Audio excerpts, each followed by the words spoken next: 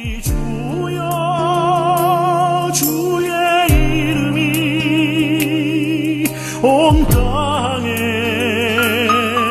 어찌 그리 아름다운지요 어찌 그리 아름다운지요. 제가 이 세간에 떠돌고 있는 이 조커 하나를 적어왔는데요. 한번 들어보시죠. 우리 아마 이제 한국 이게 사회적인 이 상황을 좀 반영하는 것 같습니다. 우리 한국에 일찍 조기 은퇴하시는 분들이 많다 보니까 남편분들이 옛날에는 밖에 나가서 열심히 일해서 돈을 버셨는데 그렇지 않고 이제 회사도 그만두시게 되고 집에서 이렇게 빈둥빈둥 거리시는 경우들이 많은 것 같아요. 그러면 이 와이프분들이 이렇게 대우가 달라진답니다. 그래서 와이프분들끼리 연세 드신 분들이겠죠. 모여서 이렇게 자기 남편에 대해서 별명을 부르는데 그게 뭐에 따라서 달라지는가 하면 집에서 몇 끼 먹느냐에 따라서 그 이름이 달라진답니다. 옛날에는 집에 와서 밥 먹는 게 감사했는데 이제는 좀 밖에 나가서 끼니를 해결하고 들어오면 좋지 않을까 하는 그런 바람이 들어있는 것 같아요. 그래서 이렇게 여자분들끼리 모여가지고 집에 와서 한 끼도 안 먹는 남편 뭐라고 한다고요? 아시죠? 영식이, 영식님, 그죠? 님. 죄송합니다. 예. 님자를 붙인답니다. 한 끼도 안 먹어주니까. 그리고 한 끼 먹는 사람을 일식씨, 예, 일식씨, 맞습니다. 예, 두 끼 먹는 사람은 두식이 이렇게 부른다. 두식이. 세 끼를 다 먹는 사람, 세 끼를 다 먹는 사람은 뭐라 한다죠? 삼식놈. 예, 그래도 양반이십니다. 놈이라 하시니까 삼식새끼 이렇게 말한답니다. 여기까지 이제 인터넷에 많이 돌았던 건데 지난번에 교회 갔다 한 목사님이 그러시더라고요. 거기 한 사람 더 있답니다. 세 끼를 다 먹고 종종 간식도 먹는 사람이 있답니다. 뭐냐 그랬더니 종갓나 이랍니다. 세 끼를 다 먹고 종종 간식도 먹는 남편. 종갓나 그 뒤는 이렇답니다. 그렇죠? 여러분 이름은 그냥 부르기 위한 것이 아니라 사실은 어느 정도 의미가 들어 있습니다. 여러분도 아마 이름마다 다 의미가 있으실 텐데 저 같은 경우는 태어났을 때 이름이 두 개였습니다. 제가 태어났을 때 사실 그렇게 집안에 귀하게 태어난 건 아닌데 저희 형님도 있고 사촌들도 많았는데 아마 할아버지 할머니가 일찍 돌아가시고 그 큰아버지가 저희 고향이 경주였는데 저희 아버님 고향이 경주인데요. 큰아버지가 경주에 사시면서 이렇게 동생들을 이렇게 돌보셨었나 봐요. 저희 아버님이 거의 막내 동생인데 이 둘째 아들을 낳았다는 소식을 들으시고 저희 큰아버지가 너무 좋으셔서 당장 가셔서 이름을 인감도장을 먼저 파셨대요. 이름을 정하셔서. 그게 제 이름이 강성욱이라고 제 이름을 지으신 거예요. 그래서 강성욱이라고 이름을 지었는데 출생신고는 강성욱으로 안 됐대요. 그래서 저도 정확하게 어떤 일이 있었는지 모르는데 이거 한간에 이 소문에 의하면 출생신고하러 가시다가 사람들 만나면 한잔하시고 또 출생신고하러 가시다가 사람 만나면 한잔하시고 이러셔가지고 결국은 그 강성욱 인감도장까지 파놓으시고 출생신고는 못하셨어요. 같은 시각에 저희 아버님은 이제 서울에 계셨으니까요. 이 둘째 아들을 낳았는데 저희 아버님도 아이 이름을 지으려고 이제 열심히 노력을 하신 거죠. 근데 특별히 저희 아버지께서 그때는 아마 신앙이 별로 안 좋으셨나 봐요. 그러니까 신학을 하시기도 전이었고요. 그래서 이 장명가를 찾아갔답니다. 장명가를 찾아가서 이 돈을 주고 이름을 지었는데 그게 이제 강성준이라는 이름입니다. 저희가 성자 돌림인데 이게 이룰 성자가 아니라 소리 성자입니다. 소리 성자에 준걸준이라는 이름을 이제 지은 거죠. 아마 이제 큰아버지랑 저희 아버지 사이에 이 갈등이 있으셨던 것 같아요. 그래서 결국은 아마 저희 아버지가 먼저 출생신고를 하는 바람에 제 이름이 강성욱이 아니라 강성준이 된 것이죠. 제가 어렸을 때 아마 저희 어머니가 아직도 가지고 계실 텐데요.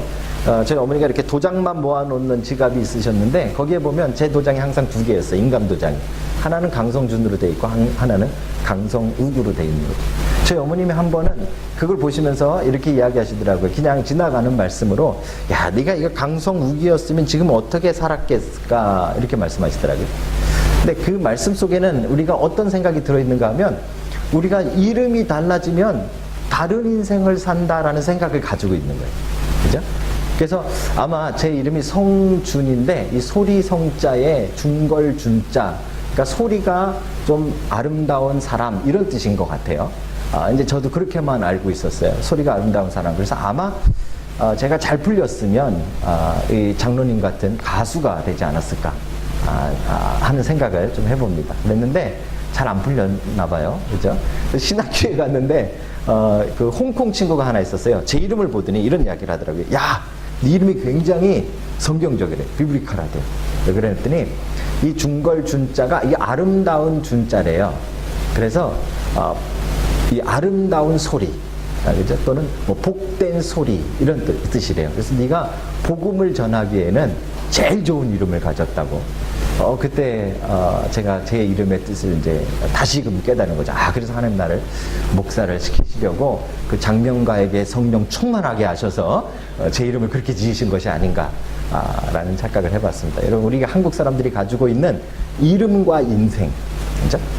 이름과 인생은, 이름은 그냥 부르기 좋은 소리가 아니라 그 어떤 의미를 가지고 있고 그 의미에 따라서 그 인생도 변할 것이라는 그런 생각을 우리 동양 사람들은 대부분 많이 하고 있다는 것이죠. 그리고 서양 사람들은 어떤지 아세요? 아주 제가 이 이름에 대한 거 설교 준비하다가 자료를 찾다 재밌는 자료를 봤는데, 2007년도 예일대학하고 또 어떤 대학하고 같이 공동으로 연구해서 그 어떤 잡지에, 심리학 잡지에 나온 연구 결과입니다. 이 설문 결과인데요. 이 서양 사람들은 알파벳, 자기 이름의 알파벳하고 성적하고 연관이 있다고 생각을 한답니다. 그래서 이 이름이 A로 시작하는 사람은 뭐 D나 C로 시작하는 사람보다 성적이 좋은 걸로 나타났답니다. 믿거나 말거나. 하여튼 그런, 실제로 자기네들이 뭐 예일대학에서 연구해서 이 논문으로 발표한 거니까. 이게 이 이름하고 그 인생하고 이 별개가 아니다라고 생각하는 게 서양에도 있고 우리 동양 사람들에게도 있다는 것이죠. 성경은 어떨까요? 사실 성경은 그보다 더 많이 있습니다. 성경의 이름은 굉장한 의미를 갖습니다. 그리고 하나님께서 그 이름을 지어주시거나 그 이름을 바꿔주시는 그 행위는 그 사람의 인생에 관한, 그 인생을 변화시키고 그 인생의 방향을 트시는 아주 특별한 행위로 성경은 계속해서 우리에게 이야기해주고 있습니다. 오늘 우리가 그 이야기를 볼 텐데요. 이 이야기를 통해서 하나님이 우리를 어떤 이름으로 부르기를 원하시는가. 다시 말씀드리면 하나님이 우리에게 어떤 인생을 기대하고 계시는가. 그죠? 그 여러분 잃어버린 이름을 되찾는 여러분과 제가 되시기를 주님의 이름으로 축복합니다. 우리 본문으로 한번 들어가 보실까요? 오늘 17장에 들어가면은 참 중요한 이야기가 두 가지 나오는데요. 하나는 할례에 대한 이야기입니다. 근데 할례에 대한 이야기는 사실 못 들은 분들도 계시겠지만 우리 그리스도의 편지교회에서 제가 한번 이야기를 했습니다. 그래서 기억력이 좋으신 분들이 몇 분 계시기 때문에 할례는 그냥 넘어가고요. 할례 이야기와 또 하나의 이야기가 등장하는데, 그것은 하나님이 이름을 바꾸어 주시는 사건입니다. 17장에 하나는 할례 이야기, 하나는 이름을 바꾸어 주시는 이야기. 이게 아브라함이 99세 됐을 때 하나님이 아브라함에게 나타나셨다. 성경은 이렇게 이야기해요. 17장에 처음에 보시면요. 근데 여러분, 이거 의미가 있습니다. 99세는요, 그 16장 마지막 절에 보면 이스마엘이 났을 때 아브라함이 몇 살이었는지 아십니까? 86세. 그죠? 86세에서 99세까지 13년 동안 하나님이 안 나타나셨다. 우리가 한번 생각해 볼 만한 중요한 사건이에요. 하나님께서 이 아브라함의 인생을 우리는 몇 장에 걸쳐서 그냥 보고 있기 때문에 하나님이 매일같이 아브라함에게 나타나신 것처럼 그렇게 우리가 착각할 때가 많아요. 그런데 오늘 보니까 13년간이나 하나님이 아브라함에게 침묵하시는 기간이 있었다. 우리는 기도하는데 여러분 한 2주 하면 많이 하는 거잖아요. 같은 기도 제목으로. 그죠?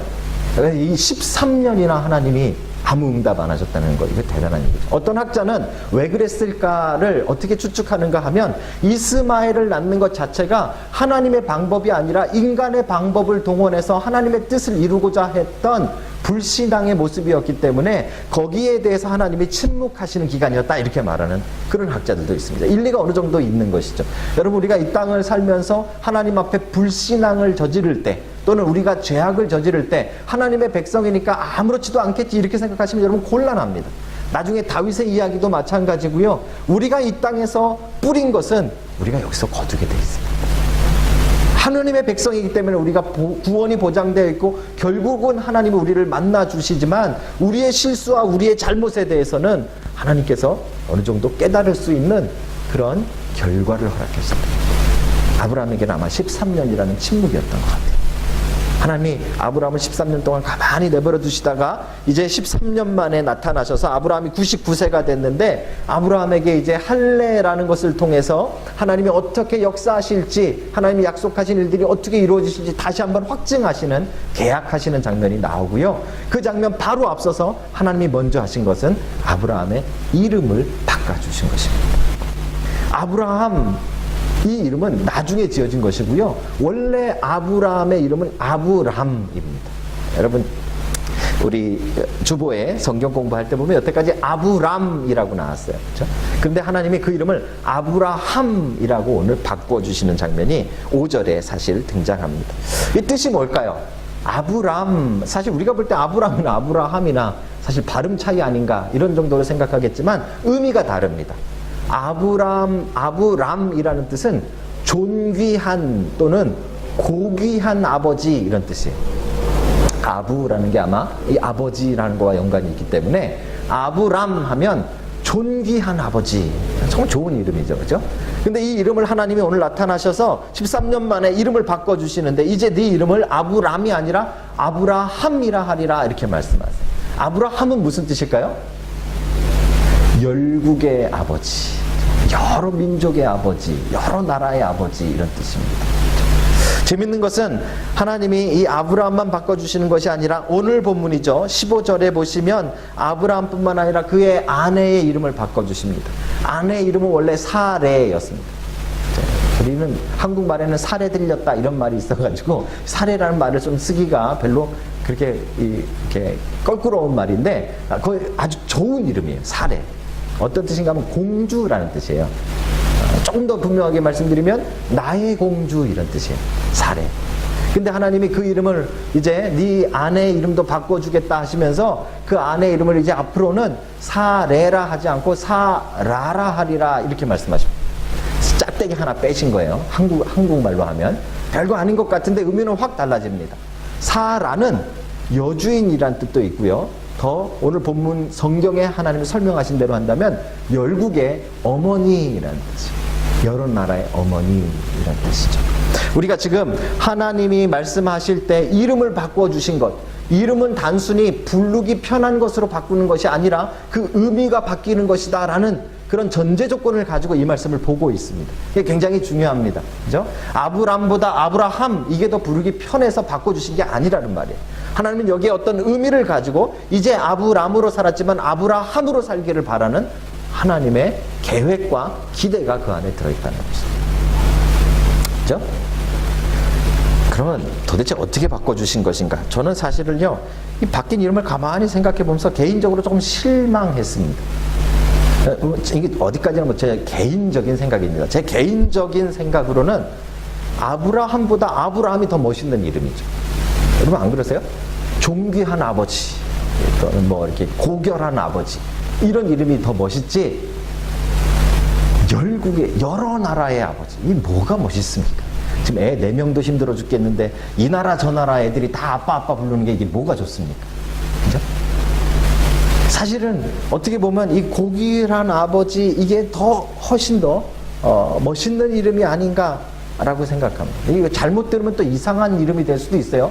이 나라 저 나라에 제 아들이 있다는 얘기인데 그거 웃기잖아요. 그렇죠? 근데 하나님 바꿔주셨다는 거예요. 사례도 마찬가지예요. 여러분, 이 여자분들 한번 생각해 보세요. 우리 여자 집사님들, 나의 공주 이 이름하고 열국의 어머니 이 이름하고. 이거 굉장히 다른 거예요. 사실 제가 여기도 왔다 가셨는데요. 지난번 섬기던 교회에 집사님 이름이 이공주라는 집사님 계셨어요. 진짜 이름이 이공주, 본명이. 그 부모님이 딸을 낳고 너무 소중해가지고 어디를 가든지 공주처럼 대접받으라고 이름을 공주라고 지셨대요. 근데 여러분 정말 그렇지 않아요? 이름이 공주니까 정말 공주처럼 대접받고 싶은, 대접받을 것 같은 그런 마음 들잖아요. 제가 볼 때 제일 이름 잘 지신 이름 중에 하나가 아닌가 그렇게 생각해요. 그런데 사라는 뭡니까? 사라. 우리 손사라 집사님 사라가 뭡니까 도대체? 사라. 그죠? 열국의 어머니, 아이 많이 낳은 엄청 센 아줌마 이런 뜻이잖아요. 죄송합니다. 예. 여러분, 나의 공주 이게 좋으세요? 아니면 애 많이 낳는 아줌마 이게 좋으세요? 솔직히. 예? 왜 사례로 안 하시고 사라로 하신 거예요 도대체? 아무리 생각해봐도 하나님이 이름을 왜 바꿔주셨는지 어떤 개인적인 취향에 따라서 다르겠지만 저는 개인적으로 아브라함보다 아브라함이 더 멋있고 저 고귀한 아버지, 존귀한 아버지 이게 더 멋있지 않습니까? 그죠? 나의 공주 이게 애 많이 낳은 아줌마 이거보다 훨씬 더 멋있잖아요. 근데 왜 바꿔주셨냐? 이 이름에 바뀐 이 이름에는 큰 차이가 하나 있습니다. 공통적으로 하나 있습니다. 사레라는 이름, 나의 공주라는 이름과 존귀한 아버지 아브람이라는 이름은 다 자기 중심적인 이름입니다. 자기 중심적. 내가 어디 가서 좀 존귀하게 대우받고 싶고, 내가 어디 가서 공주같이 대우받고 싶고, 내가 어디 가서 사람들에게 좀 영광받고 싶고, 내가 어디 가서 조금 높아지고 싶은 마음이 그 이름에 그득 들어있는 거죠. 이 나쁜 건 아니에요, 여러분. 여러분 어디를 가든지 대접받으면 좋잖아요. 어디를 가든지 예쁨 받으면 좋잖아요. 그죠? 이게 우리의 마음이고, 그 당시 아마 아브라함의 이름이 지어진 그 배경일 것입니다. 근데 하나님이 오늘 그거를 완전 무시해버리시고 새로운 이름을 주시는데, 발음은 비슷하지만 의미가 완전히 달라집니다. 열국의 아버지, 열방의 어머니 이렇게 적으십니다. 이제는 더 이상 나 중심적인 인생이 아니라 이제 하나님의 나라와 다른 사람들을 위한 섬김의 이름으로 그 이름이 바뀌게 되는 것이죠. 여기는 하나님의 기대가 들어있는 거예요. 이제 이 창세기 17장부터 이제 하나님이 약속하신 그 이삭이 태어나는 그 놀라운 일 바로 직전에 하나님께서는 아브라함과 이 사레가 완전히 다른 제2의 인생을 살기를 바라시는데, 그 기대가 또 그 계획이 그 안에 들어있는 것입니다. 지금까지는 내가 잘되기 위해서, 지금까지는 내가 평안하기 위해서, 지금까지는 내가 존귀해지기 위해서, 지금까지는 내가 좋아지기 위한 이름이었다면, 이제 하나님은 이제부터는 너희가 섬기는 이름입니다. 하나님의 나라를 만들어가는 씨앗이 되고 세상을 비춰가는 씨앗이 될 것이라는 하나님의 계획과 기대가 선포되어집니다. 이 이름에 바뀌면은 그것이 들어있는 것입니다. 여러분 어떠십니까? 저만 제 이름에 대해서 이야기해서 그렇지만 여러분도 아마 이름 다 의미가 있으시잖아요. 그렇죠? 그리고 그 이름들은 대부분 어떻게 지어졌는가 가만히 보면 우리의 부모님들이 또 우리의 이름을 지은 사람들이 우리가 잘 되기 원해서 지어진 이름들이에요. 우리가 큰 사람 되라고, 그렇죠? 우리가 큰 부자 되라고, 우리가 큰 대박 나라고, 또는 우리가 고생 안 하고 살라고, 우리가 힘들지 않게 살라고. 대부분 우리는 이름을 지을 때 그것을 기대하며 이름을 짓는다는 것입니다. 근데 오늘 하나님께서 그 이름을 오늘 바꾸시는 놀라운 일을 우리에게 보여주시는 겁니다. 더 이상 내 안위와 내 존경과 내 행복을 위해서만 사는 인생이 아니라 다른 사람들을 위한 이타적인 인생, 섬김의 이름으로 바꿔주시는 것이죠. 이게 하나님의 기대이십니다. 아브라함을 향한 기대이기도 하고요, 우리들을 향한 기대이기도 합니다. 여러분 유명한 시 가운데 안도현 씨라는 시인이 쓴 시가 있는데요. 시 제목이 너에게 묻는다. 아마 한 번씩 다 들어보셨을 텐데 처음 세 줄만 제가 읽어드릴게요. 너에게 묻는다. 연탄재 함부로 발로 차지 마라. 너는 누구에게 한 번이라도 뜨거운 사람이었느냐. 저 이 부분 여기서 참 되게 감동스러웠어요. 저 어렸을 때 막 지나다니면서 남의 집 앞에 있는 연탄재 진짜 열심히 깨고 다녔거든요. 아마 우리 어른들 많이 하셨잖아요. 그죠? 이제 쓸모없는 거니까.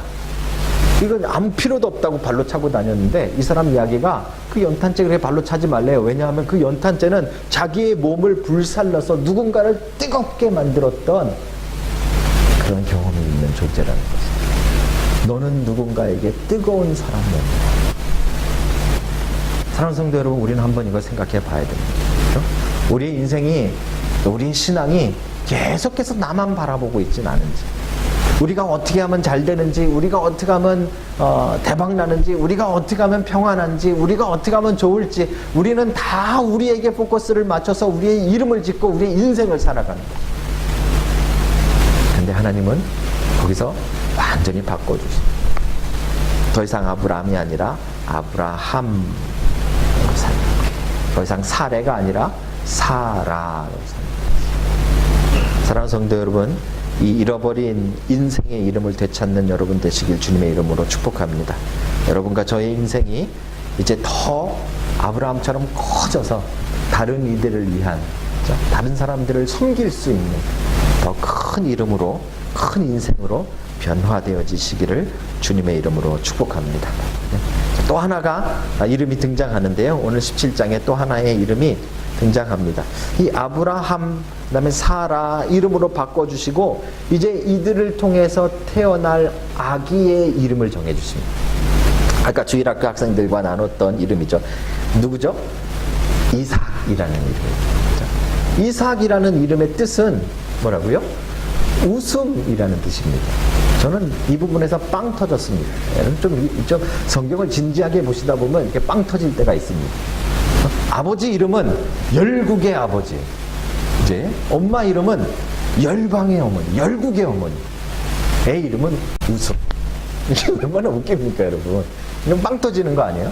아빠, 엄마 이름은 그렇게 멋있게 좀 크게 지어놓고 애 이름은 웃음이 뭡니까? 물론 거기에는 배경이 있습니다. 여러분 잘 아시듯이 오늘 17절인가요? 보시면은 99세 된 아브라함에게 아이를 주시겠다 그랬더니 아마 하나님을 만났으니까 엎드려 있었던 것 같아요. 엎드린 채로 아브라함이 잠시 웃었습니다. 그러면 속으로 생각하기를 내가 100살이고 우리 와이프가 이제 90세인데 아이고 어떻게 아이를 가지리요 하는 생각을 잠시 합니다. 그 웃었기 때문에, 믿지 않고 잠깐 웃었기 때문에 하나님께서 아이 이름을 웃음 이렇게 진 것처럼 보입니다. 근데 사실은 이 아브라함만 잘못 있는 게 아니에요. 안 그랬으면 나중에 계속 부부싸움 했을 거예요. 당신이 그 웃어가지고 애 이름이 이게 뭐냐고 막 사라가 따졌을 거예요. 근데 재밌게도 그 다음 장인 18장에 가시면 여러분 다음번 본문인 18장에서 사라가 웃는 장면이 나옵니다.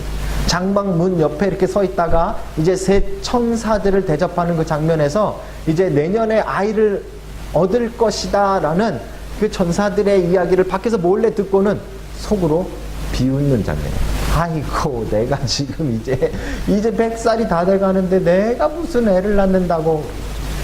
나중에 천사하고 얼굴을 딱 마주쳤는데 천사가 말합니다. 너 웃었지? 아니요, 저 안 웃었는데. 네가 웃었느니라. 아브라함도 웃고 사라도 웃고 그래가지고 애 이름이 웃음이다. 우연 같지만 이런 에피소드가 있어서 웃음이라는 이름을 지어준 것 같지만 어떤 학자는 여기에 그거보다 더 구속사적으로 중요한 의미가 있다라고 생각합니다. 왜냐하면 지금 아브라함과 사라의 인생은 마치 우리의 인생 같은 거예요. 뭐 하나를 기다리며 사는 거예요. 뭘 기다리며 살죠? 구약 사람들은 메시아가 오심을 기다리고 사는 거예요. 그렇죠?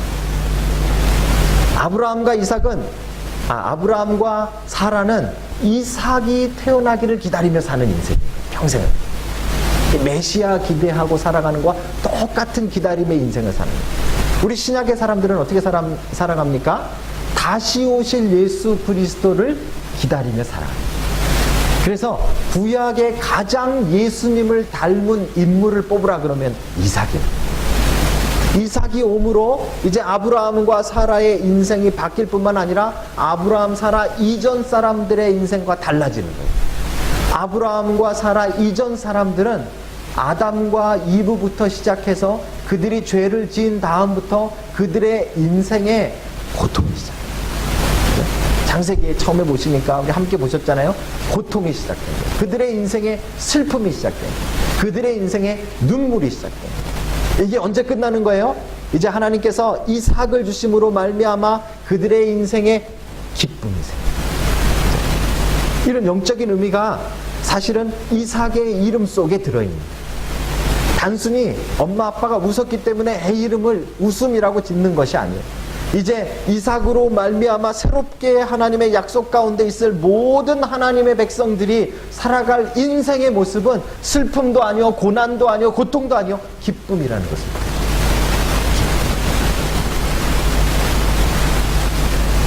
예수님이 이삭의 모습을 닮았다 그랬잖아요.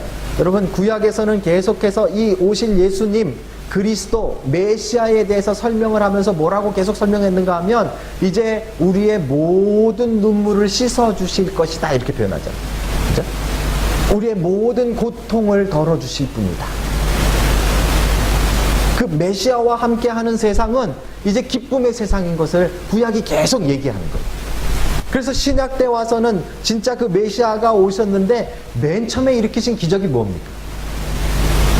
맨 처음에 일으키신 기적이 뭐예요? 포도주를 물로 포도주를 만드신 거예요. 사람들이 그것을 오해하는 경우가 많아요. 예수님이 포도주를 만들었으니까 이것은 애주가들을 위한 특별한 메시지라는 오해를 하시면 안 돼요. 그 얘기가 아니에요. 그죠? 이 성경에 보니까 성경 계속해서 결혼 잔치와 우리의 인생을 계속 비교하고 있어요. 우리의 인생은 결혼 잔치로 예화되어지는 거예요. 예표되어지는 거예요. 그리고 결혼 잔치의 특징은 무엇인가 하면 기쁨. 그 당시에 결혼 잔치의 기쁨을 유지해 나가는 방법이 무엇이었는가 하면 바로 포도주였어요. 포도주가 없이는 기쁨이 떨어지는 거였어요. 여러분, 그 이야기를 다시 잘 보시면 포도주가 떨어지자 이제 사람들이 걱정하기 시작해요. 왜요? 이제 그 기쁨의 잔치가 끊어진 것처럼 생각하는 거예요. 그때 예수님께서 물을 가지고 포도주를 만드신 거예요. 술 많이 마셔라 그 얘기가 아니라 그 포도주를 통해서 그 결혼 잔치에 기쁨을 회복시켜 주세요. 예수님이 거하는 잔치는 기쁨의 잔치가 됩니다. 이것은 이제 예수님이 이 땅에 오셨기 때문에 예수 그리스도와 함께하는 모든 인생은 기쁨의 인생임을 말씀해 주고 있습니다.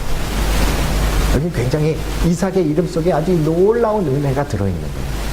단순히 웃었기 때문이 아니라 그 이름 하나 바뀜으로 말미암아 이제 그리스도, 예수 그리스도와 함께하는 인생이 바로 기쁨의 인생인 것을 우리에게 선포해 주시고 문제는 여러분, 우리는 예수 그리스도와 함께하고 있잖아요. 그렇죠? 구약시대의 사람들은 꿈도 못 꿨던 예수 그리스도와 동행하는 사건이 지금 우리는 우리의 삶 가운데 일어나고 있는 거예요.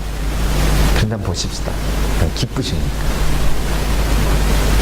이 앞에 서서 언젠가 한 사람씩 좀 나와서 봤으면 좋겠어요. 세상 근심은 여기 다 있어요. 여러분들 얼굴. 네? 일주일 동안 도대체 어떻게 지내다 오신 거예요? 그냥 뭐 군대로 따지면 막 여기저기 붕대 감고 막 폐전병처럼 앉아 계세요. 여러분, 얼마나 고민과 걱정에 찌든 모습인지. 왜요? 예수 그리스도와 함께 하는데도 왜 그래요? 예수 그리스도와 함께하면 기쁨이라 그랬는데 왜 우리에게는 기쁨의 삶이 없는 거예요? 왜죠? 중요한 게 하나 빠져서 그래요. 하나님이 지금 이삭의 이름을 짓고 있는 그 장면을 우리가 기억하셔야 돼요. 고대 사람들에게 누가 누구의 이름을 지어준다라는 것은 그 이름을 지음 받는 사람의 인생의 주권이, 주인이 바로 이름을 지은 사람임을 뜻하는 거예요.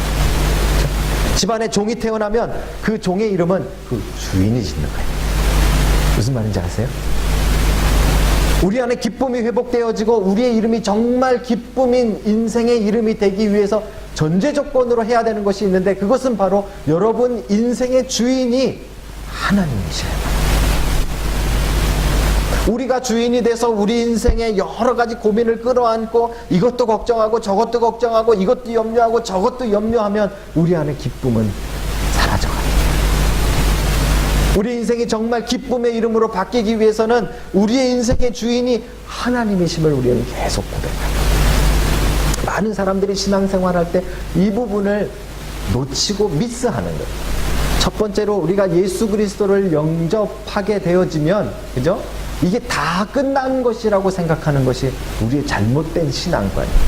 이제 우리가 예수 그리스도를 영접하면 그때부터가 시작이에요.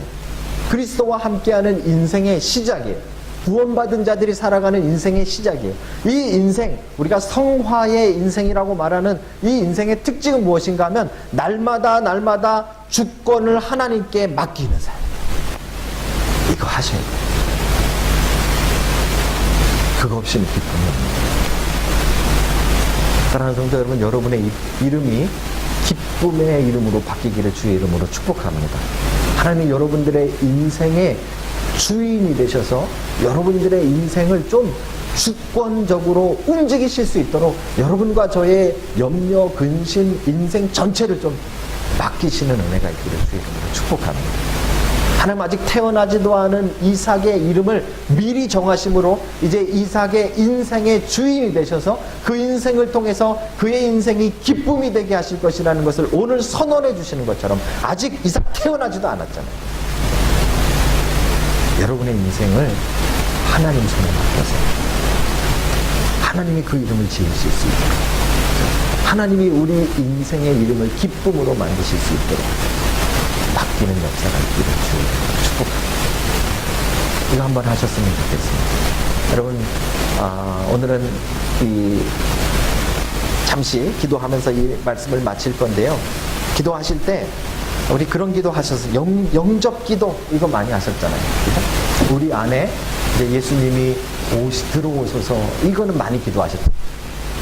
이 그리스도 마음의 집이라는 여러분 그 책을 보시면 그리스도께서 우리 안에 들어오시긴 들어오셨는데 주인의 자리에는 우리가 앉아있는 경우가 참 많아요. 예수님은 그냥 저쪽 구석에 앉아 계세요. 왜요? 우리의 마음을 주님께 내어드리질 않아요. 예수님은 영접해서 그리스도인이 되었고, 예수님은 영접해서 교회는 나오고, 예수님은 영접해서 구원은 받았는데 문제는 그의 인생에는 기쁨이 없고 그의 인생은 고난이고 그의 인생은 고통인 때가 너무 많다는 거죠. 왜요? 그 인생을 주님께 맡기지 않기 때문에. 사랑하는 성도 여러분, 오늘 하나님께서 이삭의 이름을 통해서 우리에게 말씀하고 계십니다. 우리의 인생의 주인이 되셔서 우리의 인생의 기쁨을 되찾으실 선언을 우리에게 하고 계신 것입니다. 여러분의 마음을 온전히 주님께 맡길 수 있는 큰 은혜가 있기를 주님의 이름으로 축복합니다.